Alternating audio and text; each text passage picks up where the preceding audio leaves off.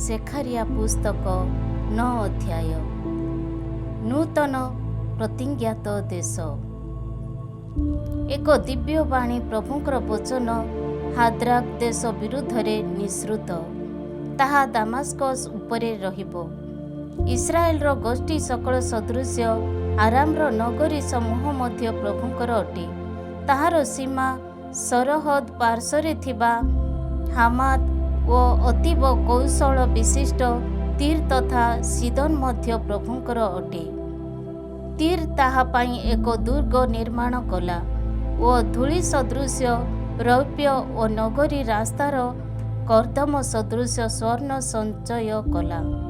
କିନ୍ତୁ ପ୍ରଭୁ ତାହାକୁ ତାହାର ସମ୍ପଦରୁ ବଞ୍ଚିତ କରିବେ ଓ ତାହାର ଧନ ସମ୍ପଦକୁ ସମୁଦ୍ର ମଧ୍ୟକୁ ନିକ୍ଷେପ କରିବେ। ଅଗ୍ନି ତାହାକୁ ଗ୍ରାସ କରିବ।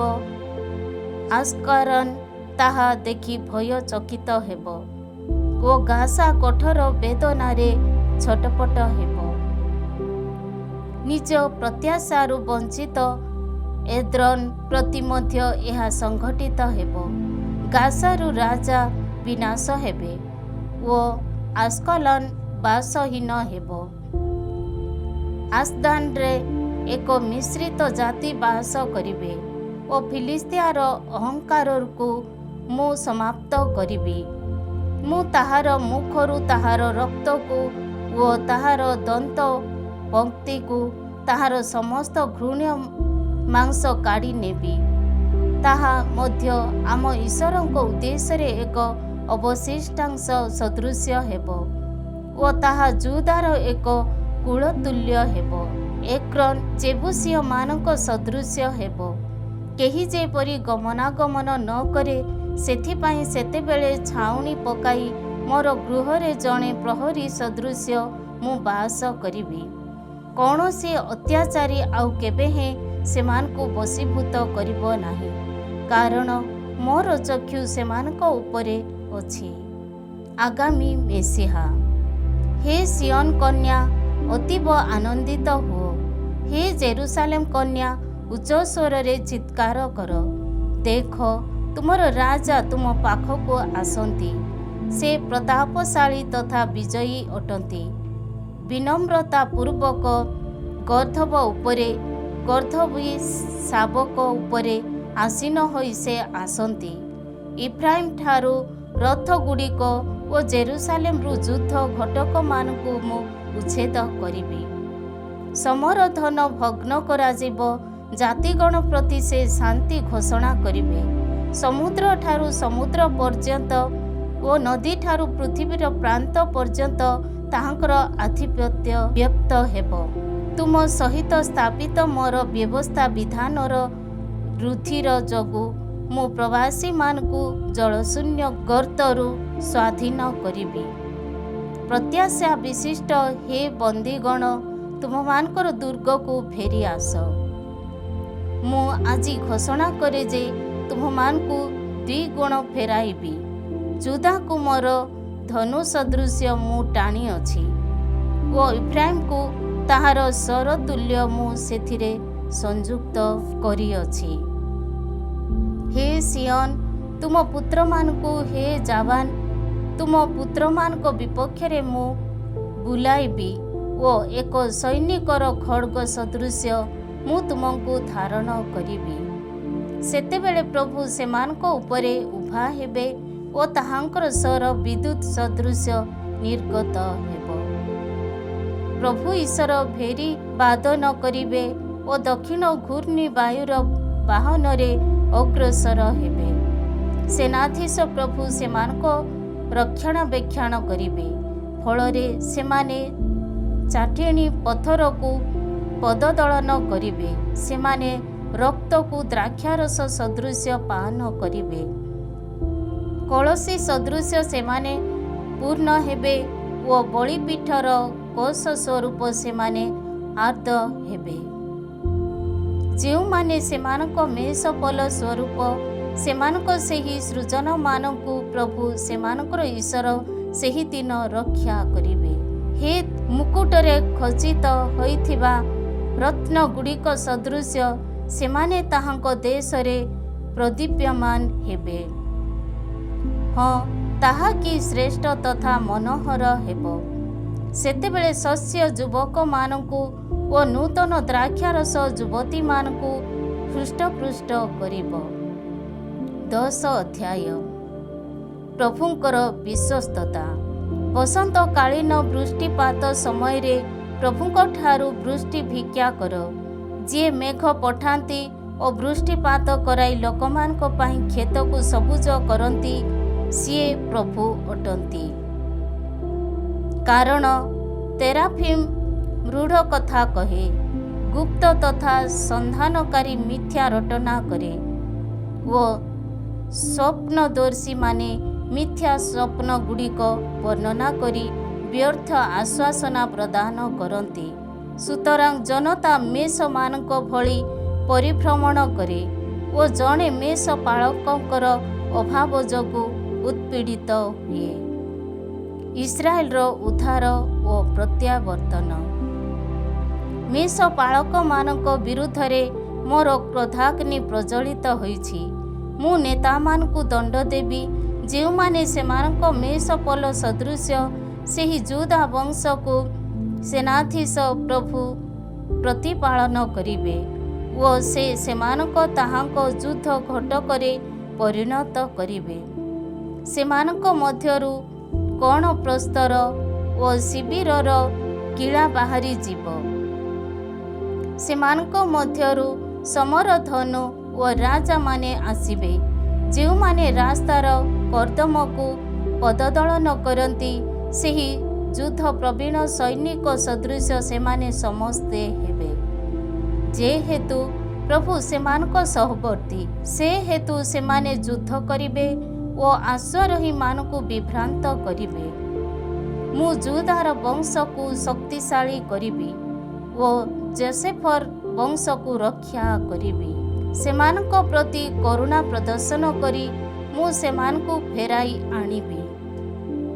ଯେଉଁମାନଙ୍କୁ ମୁଁ କଦାପି ପ୍ରତ୍ୟାଖ୍ୟାନ କରିନାହିଁ, ସେପରି ଲୋକ ଭଳି ସେମାନେ ହେବେ। କାରଣ ପ୍ରଭୁ ସେମାନଙ୍କର ଈଶ୍ୱର ମୁଁ ଅଟେ ଓ ମୁଁ ସେମାନଙ୍କୁ ଉତ୍ତର ଦେବି। ସେତେବେଳେ ଇଫ୍ରାଇମ୍ ଜଣେ ବୀର ଯୋଦ୍ଧା ସଦୃଶ୍ୟ ହେବ ଓ ଦ୍ରାକ୍ଷାରସ ପାନ କରିଥିବା ଭଳି ସେମାନଙ୍କ ହୃଦୟ ଆନନ୍ଦିତ ହେବ। ସେମାନଙ୍କ ସନ୍ତାନମାନେ ତାହା ଦେଖି ସନ୍ତୁଷ୍ଟ ହେବେ ଓ ସେମାନଙ୍କ ହୃଦୟ ପ୍ରଭୁଙ୍କଠାରେ ଉଲ୍ଲସିତ ହେବ। ଏକ ସଂକେତ ଦେଇ ମୁଁ ସେମାନଙ୍କୁ ଏକତ୍ରିତ କରିବି, କାରଣ ମୁଁ ସେମାନଙ୍କୁ ପୁନରୁଦ୍ଧାର କରିଅଛି। ପୂର୍ବ ଭଳି ସେମାନେ ବିପୁଳ ହେବେ। ଯଦିଓ ମୁଁ ସେମାନଙ୍କୁ ଜାତିଗଣ ମଧ୍ୟରେ ବିକ୍ଷିପ୍ତ କଲି, ତଥାପି ସୁଦୂରବର୍ତ୍ତୀ ଦେଶମାନଙ୍କରେ ସେମାନେ ମୋତେ ସ୍ମରଣ କରିବେ। ନିଜ ନିଜ ସନ୍ତାନମାନଙ୍କ ସମେତ ସେମାନେ ଜୀବିତ ରହିବେ ଓ ଫେରି ଆସିବେ। ମୁଁ ସେମାନଙ୍କୁ ଇଜିପ୍ଟରୁ ଫେରାଇ ଆଣିବି। ଆସିରିଆରୁ ମୁଁ ସେମାନଙ୍କୁ ଏକତ୍ରିତ କରିବି। ମୁଁ ସେମାନଙ୍କୁ ଗିଲିଆଦ ତଥା ଲେବାନନ ଫେରାଇ ଆଣିବି। ସେମାନଙ୍କ ପ୍ରତି ସେଠାରେ ଯଥେଷ୍ଟ ସ୍ଥାନ ମିଳିବ ନାହିଁ। ସେମାନେ ଇଜିପ୍ଟର ସମୁଦ୍ର ଦେଇ ଅତିକ୍ରମ କରିବେ। ସେହି ସମୁଦ୍ରର ତରଙ୍ଗଗୁଡ଼ିକ ପ୍ରବାହିତ ହେବ ଓ ନୀଳ ନଦୀର ଅଗାଧ ସ୍ଥାନଗୁଡ଼ିକ ଶୁଷ୍କ ହୋଇଯିବ। ଆସିରିଆର ଅହଙ୍କାର ବ୍ୟର୍ଥ କରାହେବ ଓ ଇଜିପ୍ଟର ରାଜଦଣ୍ଡ ଅପସାରିତ ହେବ। ମୁଁ ସେମାନଙ୍କୁ ପ୍ରଭୁଙ୍କଠାରେ ଶକ୍ତିଶାଳୀ କରିବି। ପ୍ରଭୁ କହନ୍ତି ଯେ ସେମାନେ ତାହାଙ୍କ ନାମରେ ଦର୍ପ କରିବେ। 11 ଅଧ୍ୟାୟ। ହେ ଲେବାନନ, ତୁମ ଦ୍ୱାର ସକଳ ଖୋଲିଦିଅ। ଅଗ୍ନି ତୁମ ଦେବଦାରୁ ବୃକ୍ଷଗୁଡ଼ିକ ଗ୍ରାସ କରୁ। ହେ ସାଇପ୍ରସ୍ ବୃକ୍ଷ, ବିଳାପ କର, କାରଣ ଦେବଦାରୁ ବୃକ୍ଷ ପଡ଼ିଯାଇଛି। ଗୌରବମଣ୍ଡିତ ବୃକ୍ଷ ସକଳ ବିନାଶଗ୍ରସ୍ତ ହୋଇଛି। ଚାଷାନର ହେ ଓକ୍ ବୃକ୍ଷ ସକଳ ବିଳାପ କର, କାରଣ ନିବିଡ଼ ଅରଣ୍ୟ କଟା ଯାଇଛି। ମେଷ ପାଳକମାନଙ୍କ ବିଳାପ ସ୍ୱର ଶୁଣ, କାରଣ ସେମାନଙ୍କ ମହିମା ଅପହୃତ ହୋଇଛି। ସିଂହମାନଙ୍କର ଗର୍ଜନ ଶୁଣ, ଜର୍ଦାନର ବଣ ବିଜନ ହୋଇଛି। ଦୁଇ ମେଷ ପାଳକ। ପ୍ରଭୁ ମୋର ଈଶ୍ୱର ଏହିପରି କହିଲେ, ନିହିତ ହେବା ପାଇଁ ନିର୍ଦ୍ଦିଷ୍ଟ ମେଷପଲର ମେଷ ପାଳକ ହୁଅ। ସେମାନଙ୍କର କ୍ରେତାମାନେ ସେମାନଙ୍କୁ ବଧ କରନ୍ତି, ତଥାପି ସେମାନେ ଅଦଣ୍ଡିତ ରହନ୍ତି। ସେମାନଙ୍କ ବିକ୍ରେତାମାନେ କହନ୍ତି, ପ୍ରଭୁ ଗୌରବାନ୍ୱିତ ହୁଅନ୍ତୁ, ମୁଁ ଧନଶାଳୀ ହୋଇଛି। ସେମାନଙ୍କ ପ୍ରତି ସେମାନଙ୍କ ମେଷ ପାଳକମାନେ ମଧ୍ୟ ସଦୟ ହୁଅନ୍ତି ନାହିଁ। ପ୍ରଭୁ କହନ୍ତି, ଏହି ଦେଶବାସୀମାନଙ୍କ ପ୍ରତି ମୁଁ କେବେ ହେଁ ସଦୟ ହେବି ନାହିଁ। ସେମାନଙ୍କ ମଧ୍ୟରୁ ପ୍ରତ୍ୟେକଙ୍କୁ ନିଜ ମେଷପାଳକ ଓ ରାଜା ହସ୍ତରେ ପଡ଼ିବା ପାଇଁ ମୁଁ ସୁଯୋଗ ସୃଷ୍ଟି କରିବି। ସେମାନେ ପୃଥିବୀକୁ ଉତ୍ପୀଡ଼ିତ କରିବେ ଓ ସେମାନଙ୍କ ହସ୍ତରୁ ମୁଁ କାହାରିକୁ ରକ୍ଷା କରିବି ନାହିଁ। ଯେଉଁମାନେ ମେଷମାନଙ୍କର ବଣିକ ଥିଲେ, ସେମାନଙ୍କ ପରିବର୍ତ୍ତେ ନିହିତ ହେବା ପାଇଁ ନିର୍ଦ୍ଦିଷ୍ଟ ମେଷପଲର ମେଷପାଳକ ମୁଁ ହେଲି। ହସ୍ତରେ ମୁଁ ଦୁଇଟି ଯଷ୍ଟି ଧାରଣ କଲି, ଗୋଟିଏକୁ କୃପା ଓ ଅନ୍ୟଟିକୁ ଏକତା ନାମରେ ମୁଁ ନାମିତ କଲି। ଏହାପରେ ମୁଁ ମେଷମାନଙ୍କୁ ଚରାଇଲି। ଏକ ମାସ ମଧ୍ୟରେ ମୁଁ 3 ଜଣ ମେଷପାଳକଙ୍କୁ ତଡ଼ିଦେଲି। ମୁଁ ସେମାନଙ୍କ ପ୍ରତି ବିରକ୍ତ ହେଲି ଓ ସେମାନେ ମଧ୍ୟ ମୋତେ ବିଦ୍ୱେଷ କଲେ। ସୁତରାଂ ମୁଁ କହିଲି, ମୁଁ ତୁମମାନଙ୍କର ମେଷପାଳକ ହେବି ନାହିଁ। ଯାହା ମୃତ୍ୟୁ ପାଇଁ ନିରୂପିତ ତାହା ମୃତ୍ୟୁ ଭୋଗ କରୁ, ଯାହା ବିନାଶ ପାଇଁ ଉଦ୍ଦିଷ୍ଟ ତାହା ବିନାଶ ହେଉ ଓ ଅବଶିଷ୍ଟ ରହିଥିବା ସମସ୍ତେ ପରସ୍ପରର ମାଂସ ଗ୍ରାସ କରନ୍ତୁ। ପରେ କୃପା ନାମରେ ନାମିତ ମୋର ଯଷ୍ଟି ନେଇ ମୁଁ ତାହା ଭଗ୍ନ କଲି ଓ ସମସ୍ତ ଜାତି ସହ ମୋ ଦ୍ୱାରା ସ୍ଥାପିତ ବ୍ୟବସ୍ଥା ବିଧାନକୁ ମୁଁ ରଦ୍ଦ କଲି। ସେହିଦିନ ହିଁ ତାହା ରଦ୍ଦ କରାଗଲା ଓ ମେଷମାନଙ୍କର ଯେଉଁ ବଣିକମାନେ ମୋତେ ନିରୀକ୍ଷଣ କରୁଥିଲେ, ସେମାନେ ଜାଣିଲେ ଯେ ଏହା ପ୍ରଭୁଙ୍କର ବଚନ। ଆଉ ମୁଁ ସେମାନଙ୍କୁ କହିଲି, ତୁମେମାନେ ଯଦି ଉଚିତ ବୋଧ କର, ତେବେ ମୋତେ ମୋର ମଜୁରୀ ଦିଅ, ନଚେତ୍ ତୁମେମାନେ ନିଜେ ତାହା ରଖ। ତହୁ ସେମାନେ ମୋର ମଜୁରୀ ରୂପେ 30 ଶେକେଲ ରୌପ୍ୟ ଓଜନ କରି ଦେଲେ। ସେତେବେଳେ ପ୍ରଭୁ ମୋତେ କହିଲେ, ଭଣ୍ଡାର ଘରେ ତାହା ନିକ୍ଷେପ କର।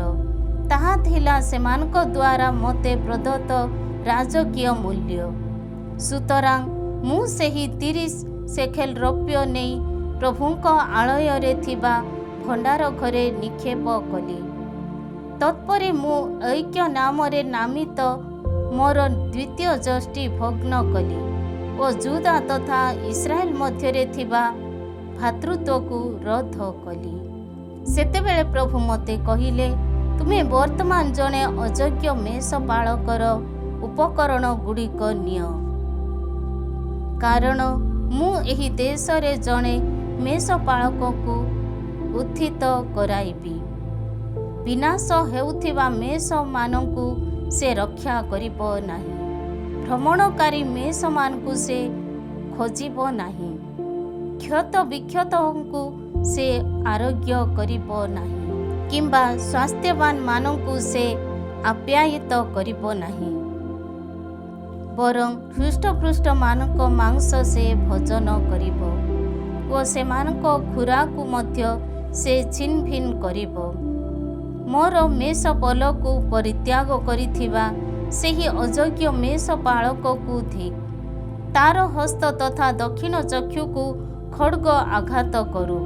ତାର ବାହୁ ସମ୍ପୂର୍ଣ୍ଣ ଭାବରେ ଶୁଷ୍କ ହେଉ ଓ ତାର ଦକ୍ଷିଣ ଚକ୍ଷୁ ସମ୍ପୂର୍ଣ୍ଣ ଭାବରେ ଅନ୍ଧ ହେଉ। 12 ଅଧ୍ୟାୟ। ଜେରୁସାଲେମ ପ୍ରତି ପ୍ରତିଶ୍ରୁତି। ଦିବ୍ୟବାଣୀ। ଇସ୍ରାଏଲ ସମ୍ବନ୍ଧରେ ପ୍ରଭୁଙ୍କର ବଚନ। ଯିଏ ଆକାଶ ମଣ୍ଡଳକୁ ବିସ୍ତାର କଲେ, ପୃଥିବୀ ସ୍ଥାପନ କଲେ ଓ ମନୁଷ୍ୟର ଆତ୍ମାକୁ ରୂପାୟିତ କଲେ, ସେହି ପ୍ରଭୁ ଏହା କହନ୍ତି, जुदा तथा जेरुसालेमକୁ आक्रमण କରିବା ପାଇଁ ଆସୁଥିବା ଚତୁଃପାର୍ଶ୍ୱସ୍ଥ ସମସ୍ତ ଜନତା ଉଦ୍ଦେଶ୍ୟରେ ଜେରୁସାଲେମକୁ ଏକ ପାନ ପାତ୍ରରେ ପରିଣତ କରିବାକୁ ମୁଁ ଉଦ୍ୟତ। ସେମାନେ ତାହା ପାନ କରି ଟଳମଳ ହେବେ। ସେହିଦିନ ମୁଁ ଜେରୁସାଲେମକୁ ଏକ ଭାରାକ୍ରାନ୍ତ ପଥରରେ ପରିଣତ କରିବି। ଯେଉଁମାନେ ତାହା ଉଠାଇବେ ସେମାନେ ଅତ୍ୟଧିକ କ୍ଷତ ବିକ୍ଷତ ହେବେ। ପୃଥିବୀବାସୀ ସମସ୍ତ ଜନତା ତାହା ବିରୁଦ୍ଧରେ ଆସିବେ। ପ୍ରଭୁ କହନ୍ତି, ସେହିଦିନ ମୁଁ ସମସ୍ତ ଘଟକଙ୍କୁ ବିଭ୍ରାନ୍ତ କରିବି ଓ ସେ ସମସ୍ତ ଆରୋହୀମାନଙ୍କୁ ପାଗଳ କରିବି।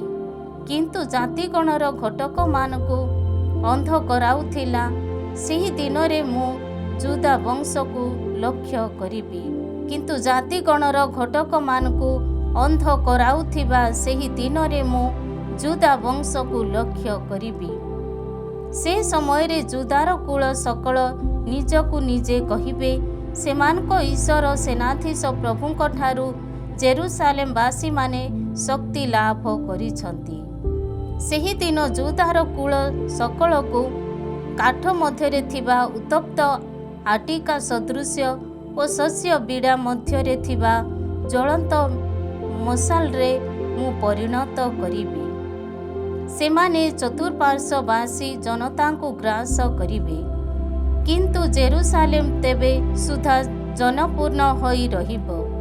ଦାବିଦଙ୍କ ଗୃହର ମହତ୍ତ୍ୱ ଓ ଜେରୁସାଲେମବାସୀମାନଙ୍କର ମହତ୍ତ୍ୱ ଯେପରି ଯୁଦାକୁ ଟପି ନ ଯାଏ, ସେଥିପାଇଁ ପ୍ରଭୁ ପ୍ରଥମତଃ ଯୁଦାର ଶିବିର ସମୂହକୁ ବିଜୟ ପ୍ରଦାନ କରିବେ। ସେହିଦିନ ପ୍ରଭୁ ଜେରୁସାଲେମବାସୀମାନଙ୍କୁ ଏକ ଢାଲ ଦ୍ୱାରା ଆଚ୍ଛାଦିତ କରିବେ।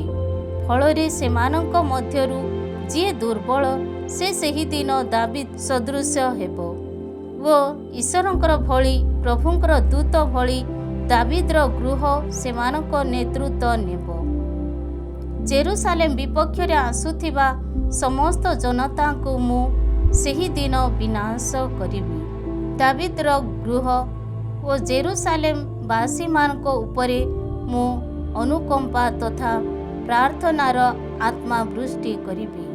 ତହୁଁ ଯାହାକୁ ସେମାନେ ବିଦ୍ଧ କରି କ୍ଷତ ବିକ୍ଷତ କଲେ, ତାହାକୁ ନିରୀକ୍ଷଣ କରି ଏକଜାତ ସନ୍ତାନ ପ୍ରତି ବିଳାପ କରୁଥିବା ଭଳି ସେମାନେ ବିଳାପ କରିବେ ଓ ପ୍ରଥମଜାତ ପୁତ୍ର ସକାଶେ ଯେଉଁପରି କ୍ରନ୍ଦନ କରାଯାଏ ସେହିପରି ସେମାନେ କ୍ରନ୍ଦନ କରିବେ। ମେଗିଦୋର ସମତଳ ଅଞ୍ଚଳରେ ହାଦାଦ ରିମାନ ପ୍ରତି ଶୋକ ପ୍ରକାଶ କରୁଥିବା ଭଳି ଜେରୁସାଲେମ ସେହିଦିନ ଶୋକ ପ୍ରକାଶ କରିବ। ଦେଶ ମଧ୍ୟବର୍ତ୍ତୀ ପ୍ରତ୍ୟେକ ଗୃହ ନିଜେ ନିଜେ ବିଳାପ କରିବେ। ଦାବିଦର ଗୃହରେ ଥିବା ସମସ୍ତ ପରିବାର ତଥା ସେମାନଙ୍କର ପତ୍ନୀମାନେ ନିଜେ ନିଜେ, ନାଥାନର ଗୃହରେ ଥିବା ସମସ୍ତ ପରିବାର ତଥା ସେମାନଙ୍କର ପତ୍ନୀମାନେ ନିଜେ ନିଜେ, ଲେବୀର ଗୃହରେ ଥିବା ସମସ୍ତ ପରିବାର ତଥା ସେମାନଙ୍କର ପତ୍ନୀମାନେ ଓ ସିମେଇୟମାନଙ୍କର ସମସ୍ତ ପରିବାର ତଥା ସେମାନଙ୍କର ପତ୍ନୀମାନେ ନିଜେ ନିଜେ ବିଳାପ କରିବେ। ଅବଶିଷ୍ଟ ଥିବା ସମସ୍ତ ପରିବାର ତଥା ସେମାନଙ୍କର ପତ୍ନୀମାନେ ନିଜେ ନିଜେ ବିଳାପ କରିବେ। 13 ଅଧ୍ୟାୟ। ପିତୁଳା ପୂଜକ ଓ କପଟୀ ପ୍ରବକ୍ତାଗଣ। ପାପ ତଥା ଅଶୁଚିତାରୁ ନିଜ ନିଜକୁ ସେମାନେ ଯେପରି ଶୁଦ୍ଧପୂତ କରନ୍ତି, ତନ୍ନିମନ୍ତେ ଦାବିଦଙ୍କ ଭବନ ଓ ଜେରୁସାଲେମବାସୀମାନଙ୍କ ପ୍ରତି ସେହିଦିନ ଏକ ନିର୍ଝର ନିର୍ଗତ ହେବ। ସେନାଧୀଶ ପ୍ରଭୁ କହନ୍ତି, ସେହିଦିନ ମୁଁ ଦେଶରୁ ପିତୁଳାଗୁଡ଼ିକର ନାମ ଉଚ୍ଛେଦ କରିବି। ଫଳରେ ସେ ସମସ୍ତ ଆଉ କେବେ ହିଁ ଅନୁସୃତ ହେବ ନାହିଁ। ପ୍ରବକ୍ତା ଓ ଅଶୁଚି ଆତ୍ମାମାନଙ୍କୁ ମଧ୍ୟ ମୁଁ ଦେଶରୁ ନିଶ୍ଚିହ୍ନ କରିବି। କେହି ଯଦି ପୁନରାୟ ପ୍ରବକ୍ତା ରୂପେ ଆବିର୍ଭୂତ ହେବ, ତେବେ ତାହାକୁ ଜନ୍ମ ଦେଇଥିବା ତାର ପିତାମାତା ତାଙ୍କୁ କହିବେ ଯେ, ପ୍ରଭୁଙ୍କ ନାମରେ ମିଥ୍ୟା କଥା କହୁଥିବା ଯୋଗୁଁ ତୁମେ ଜୀବିତ ରହିପାରିବ ନାହିଁ। ଓ ସେ ଯେବେ ପ୍ରବଚନ ଦେବ, ତେବେ ତାହାର ପିତାମାତା ତାଙ୍କୁ ବିଦ୍ଧ କରିବେ। ପ୍ରବଚନ ଦେଇଥିବା ପ୍ରତ୍ୟେକ ପ୍ରବକ୍ତା ନିଜ ଦର୍ଶନ ସମ୍ବନ୍ଧରେ ସେହି ଦିନ ଲଜ୍ଜିତ ହେବ ଓ ପ୍ରବଞ୍ଚନା କରିବା ପାଇଁ ସେ ଲୋମରୁ ପ୍ରସ୍ତୁତ ପୋଷାକ ପରିହିତ ହେବ ନାହିଁ। ବରଂ ସେ କହିବ, ମୁଁ ଜଣେ ପ୍ରବକ୍ତା ନୁହେଁ, ମୁଁ ଜଣେ କୃଷକ ମାତ୍ର। ଯୌବନ କାଳରୁ ଭୂସ୍ଥଳୀ ପ୍ରତି ମୋର ଅଧିକାର ଥିଲା। ତୁମ ପୃଷ୍ଠରେ ଦେଖାଯାଉଥିବା ଏହି କ୍ଷତ ସବୁ କ'ଣ ବୋଲି କେହି ଯଦି ତାକୁ ପ୍ରଶ୍ନ କରିବ, ତେବେ ସେ ପ୍ରତ୍ୟୁତ୍ତର ଦେବ, ଏହି କ୍ଷତଗୁଡ଼ିକ ମୋର ବନ୍ଧୁମାନଙ୍କ ଗୃହରେ ମୁଁ ପାଇଅଛି। ମେଷ ପାଳକ ତଥା ନୂତନ ଜନତା। ସେନାଧୀଶ ପ୍ରଭୁ କହନ୍ତି, ଯିଏ ମୋର ମେଷ ପାଳକ ବିପକ୍ଷରେ, ସିଏ ମୋର ପାର୍ଶ୍ୱରେ ଦଣ୍ଡାୟମାନ। ସେହି ଲୋକ ବିରୁଦ୍ଧରେ ହେ ଖଡ଼୍ଗ ଉଠ। ମେଷ ପୋଲ ଯେପରି ବିକ୍ଷିପ୍ତ ହୁଏ, ସେଥିପାଇଁ ମେଷ ପାଳକକୁ ଆଘାତ କର। ଦୁର୍ବଳମାନଙ୍କ ବିରୁଦ୍ଧରେ ମୋର ହସ୍ତ ମୁଁ ଉଠାଇବି। ପ୍ରଭୁ କହନ୍ତି, ଦେଶବାସୀମାନଙ୍କ ମଧ୍ୟରୁ 2/3 ଉଚ୍ଛେଦିତ ହୋଇ ବିନାଶ ହେବେ ଓ 1/3 ଜୀବିତ ଅବସ୍ଥାରେ ପରିତ୍ୟକ୍ତ ହେବେ। ରୌପ୍ୟ ଯେପରି ପରିଷ୍କୃତ ହୁଏ ଓ ସ୍ୱର୍ଣ୍ଣ ଯେପରି ବିଶୋଧିତ ହୁଏ, ସେହିପରି ଏହି ତୃତୀୟାଂଶକୁ ମୁଁ ଶୋଧନ କରିବି। ମୋର ନାମ ଡାକି ସେମାନେ ନିବେଦନ କରିବେ ଓ ସେମାନଙ୍କୁ ଉତ୍ତର ଦେବି। ମୁଁ କହିବି, ସେମାନେ ମୋର ସୃଜନ, ଓ ସେମାନେ କହିବେ, ପ୍ରଭୁ ଅଟନ୍ତି ମୋର ଈଶ୍ୱର। 14 ଅଧ୍ୟାୟ। ପ୍ରଭୁଙ୍କର ଦିବସ, ଜେରୁସାଲେମର ପ୍ରତାପ। ଦେଖ, ପ୍ରଭୁଙ୍କର ଦିବସ ଆସୁଅଛି।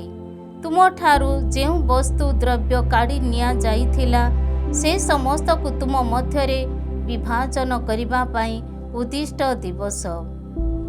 ଜେରୁସାଲେମ ବିପକ୍ଷରେ ଯୁଦ୍ଧ କରିବା ପାଇଁ ସମସ୍ତ ଜନତାଙ୍କୁ ମୁଁ ଏକତ୍ରିତ କରିବି।